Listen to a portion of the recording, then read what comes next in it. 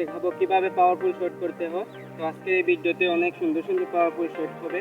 তো আপনারা ভিডিওটা না টেনে সম্পূর্ণ ভিডিও দেখবেন। আর ফুটবলারদের জন্য এই পাওয়ারফুল শট অনেক জরুরি। তো ভিডিওটা না টেনে সম্পূর্ণ ভিডিও দেখবেন।